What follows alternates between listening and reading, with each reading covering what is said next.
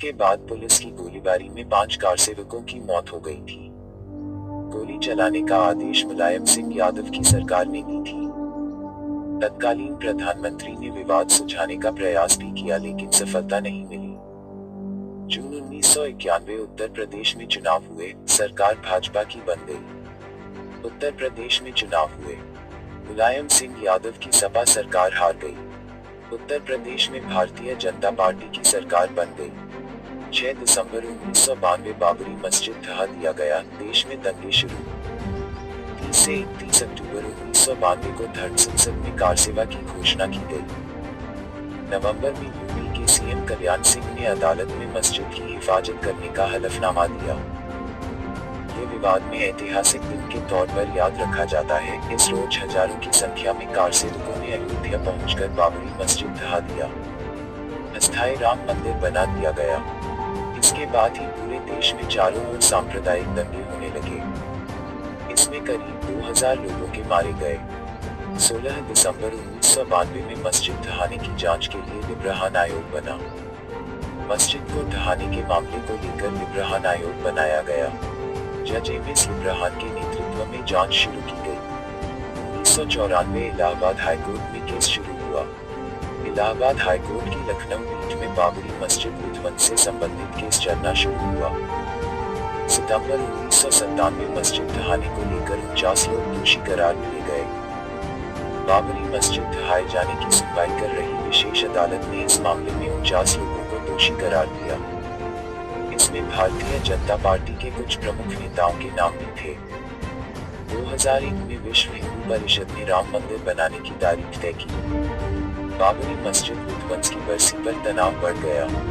विश्व हिंदू परिषद ने कहा कि मार्च 2002 को अयोध्या में राम मंदिर का निर्माण कराया जाएगा। जनवरी से फरवरी 2002 वाजपेयी ने मामला सुलझाने के लिए अधिकारी नियुक्त किया। उत्तराखंड हुआ।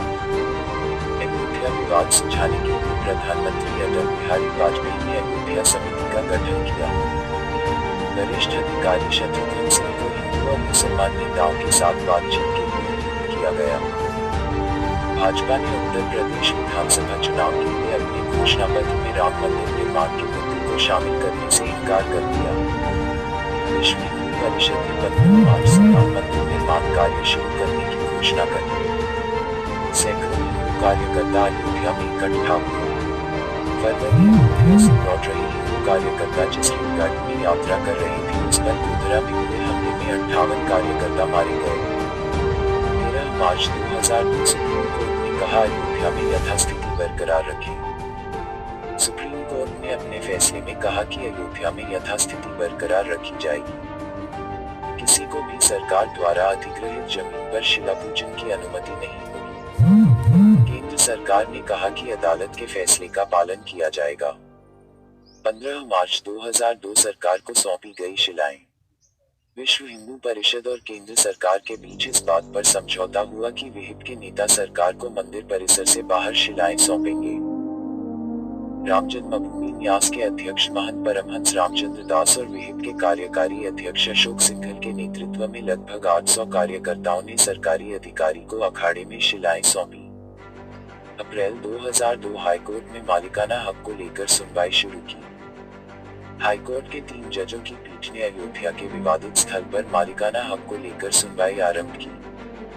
मार्च-अगस्त 2003 पुरातत्व विभाग ने विवादित स्थल के नीचे खुदाई की।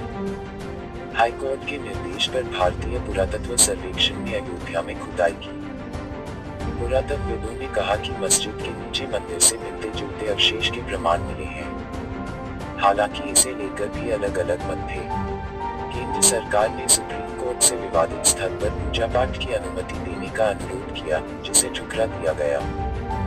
वहीं 2003 सीबीआई ने आडवाणी समेत 8 लोगों के खिलाफ आरोप पत्र दाखिल किया। सीबीआई ने 1992 में अयोध्या में बाबरी मस्जिद गिराए जाने के मामले में उप प्रधानमंत्री लालकृष्ण आडवाणी सहित 8 लोगों के खिलाफ पूरक आरोप पत्र दाखिल किए। जून 2003 शंकराचार्य ने मध्यस्थता का प्रयास किया, पर विफल। कांची पीठ के शंकराचार्य ने जयेंद्र सरस्वती ने मामला सुलझाने के लिए मध्यस्थता की। उन्होंने उम्मीद जताई कि 1 महीने में इस मामले का हल निकाल दिया जाएगा, लेकिन ऐसा कुछ हो नहीं पाया। अगस्त 2003 मंदिर निर्माण के लिए विशेष विधेयक लाने का प्रस्ताव ठुकराया।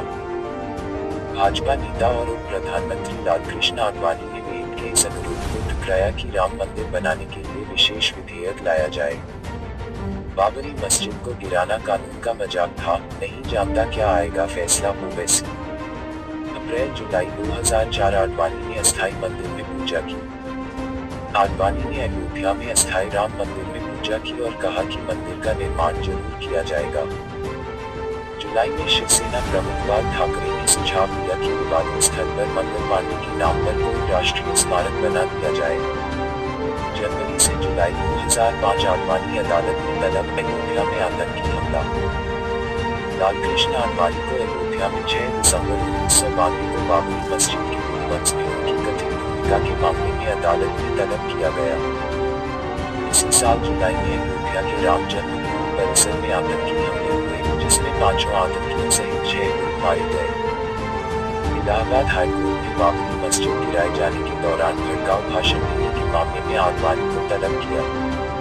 इससे पहले उन्हें बरी कर दिया गया था।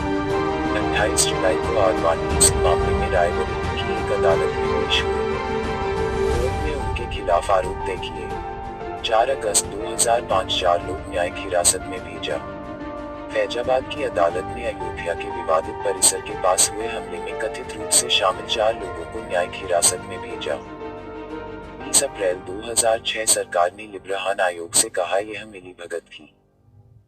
कांग्रेस के नेतृत्व वाली यूपीए सरकार ने लिब्रहान आयोग के समक्ष लिखित बयान में आरोप लगाया कि बाबरी मस्जिद को ढहाया जाना सुनियोजित षड्यंत्र का हिस्सा था। इसमें भाजपा, राष्ट्रीय स्वयंसेवक संघ, बजरंग दल और शिवसेना की मिलीभगत थी। जुलाई 2006 बुलेट प्रूफ कांच का घेरा बनाने का प्रस्ताव खारिज।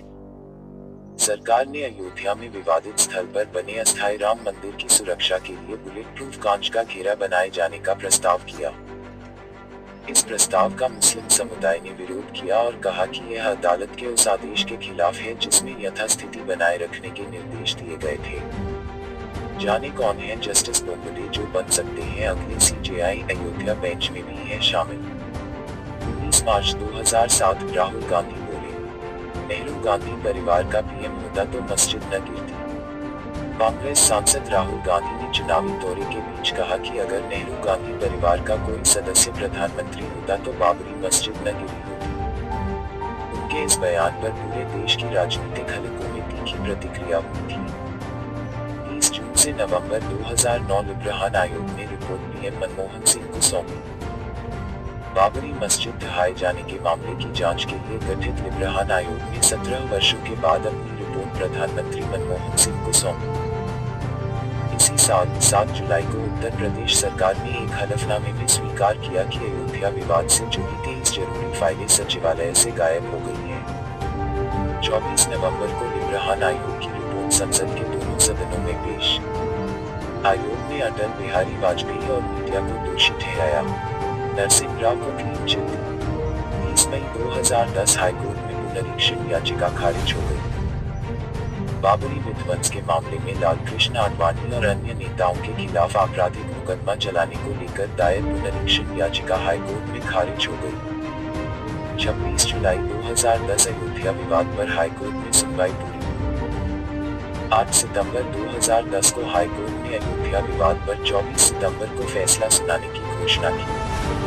28 सितंबर को हाईकोर्ट ने फैसला टालने की अर्जी खारिज की। 20 सितंबर 2010 कोर्ट का फैसला 3 हिस्सों में बांट दिया गया। विवादित स्थल इलाहाबाद हाईकोर्ट की लखनऊ पीठ ने ऐतिहासिक फैसला सुनाया। इसके तहत विवादित जमीन को 3 हिस्सों में बांटा दिया गया। इसमें एक हिस्सा राम मंदिर, दूसरा सुन्नी वक्फ बोर्ड और निर्मोही अखाड़े को मिला। 9 मई 2011 सुप्रीम कोर्ट ने इलाहाबाद हाईकोर्ट के फैसले पर रोक लगाई। सुप्रीम कोर्ट ने इलाहाबाद हाईकोर्ट के फैसले पर रोक लगाई। हाईकोर्ट के फैसले के खिलाफ 14 अपील दाखिल हुई। 5 अप्रैल 2017 21 मार्च को सुप्रीम कोर्ट ने आपसी सहमति से विवाद सुलझाने की बात कही। सुप्रीम कोर्ट ने बाबरी मस्जिद गिराए जाने के मामले में लालकृष्ण आडवाणी, मुरली मनोहर जोशी, उमा भारती सहित बीजेपी और आरएसएस के कई नेताओं के खिलाफ आपराधिक केस चलाने का आदेश दिया। अयोध्या केस में राजीव धवन ही नहीं, रामलला के 92 साल के ये वकील भी चर्चा में। नवंबर-दिसंबर 2017, रिजवी बोले विवादित स्थल पर राम मंदिर बने। 8 नवंबर को उत्तर प्रदेश के मुख्यमंत्री योगी आदित्यनाथ से मुलाकात के बाद शिया वक्फ बोर्ड के चेयरमैन वसीम रिजवी ने बड़ा बयान दिया था। रिजवी ने कहा कि अयोध्या में विवादित स्थल पर राम मंदिर बनना चाहिए, वहां से दूर हटके मस्जिद का निर्माण किया जाए। 16 नवंबर को आध्यात्मिक गुरु श्री श्री रविशंकर ने मामले को सुलझाने के लिए मध्यस्थता करने की कोशिश की। उन्होंने कई पक्षों से मुलाकात की। सुप्रीम कोर्ट में सुनवाई। कोर्ट ने 8 फरवरी तक सभी दस्तावेजों को पूरा करने के लिए कहा। फरवरी से जुलाई 2018 नियमित सुनवाई की अपील खारिज।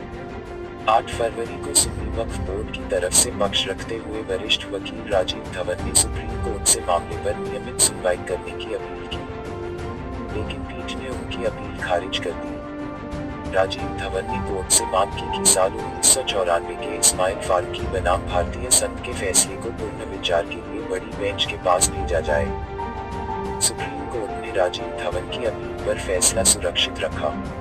27 सितंबर 2018, मस्जिद इस्लाम का अनिवार्य अंग नहीं, मामला बड़ी बेंच को भेजने से इनकार।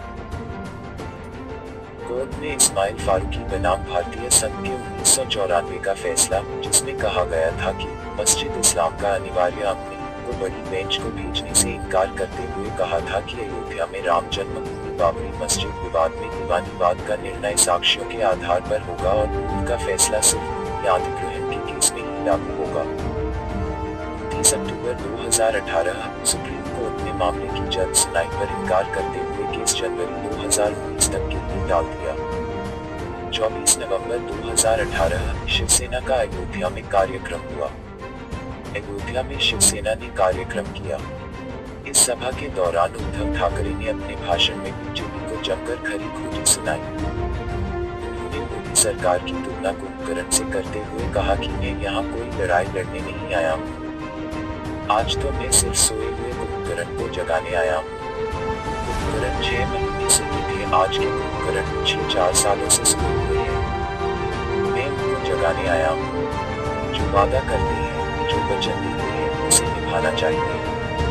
चलो सब लोग मिलकर मंदिर बनाते हैं। 25 नवंबर 2018, विश्व हिंदू परिषद की अगुवाई में धर्म सभा हुई। अयोध्या में विश्व हिंदू परिषद की अगुवाई में धर्म सभा हुई। धर्म सभा में संत रामभद्राचार्य ने कहा कि बहुत जल्द ही भव्य राम मंदिर का निर्माण करना होगा।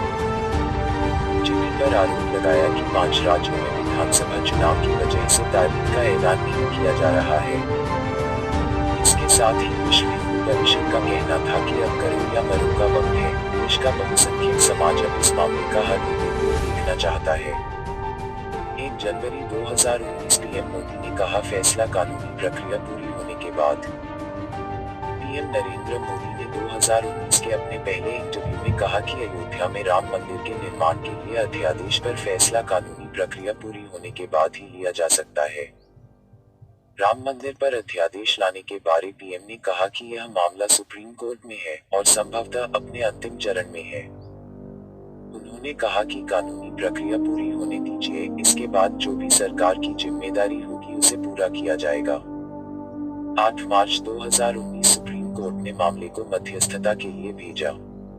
पैनल को 8 सप्ताह के अंदर कार्यवाही खत्म करने को कहा। अगस्त 2019, मध्यस्थता पैनल समाधान निकालने में विफल रहा। 1 अगस्त को मध्यस्थता पैनल ने रिपोर्ट प्रस्तुत की। 2 अगस्त को सुप्रीम कोर्ट ने कहा कि मध्यस्थता पैनल मामले का समाधान निकालने में विफल रहा। 6 अगस्त से सुप्रीम कोर्ट में अयोध्या मामले की रोजाना सुनवाई शुरू हुई। 16 अक्टूबर 2019, सुप्रीम कोर्ट में अयोध्या मामले में सुनवाई पूरी। फैसला सुरक्षित रखा। तो कैसा लगा आज का वीडियो, हमें कमेंट में जरूर बताना। धन्यवाद दोस्तों। अगर आपने हमारे चैनल को सब्सक्राइब नहीं किए हैं तो अभी कर दो। जय हिंद।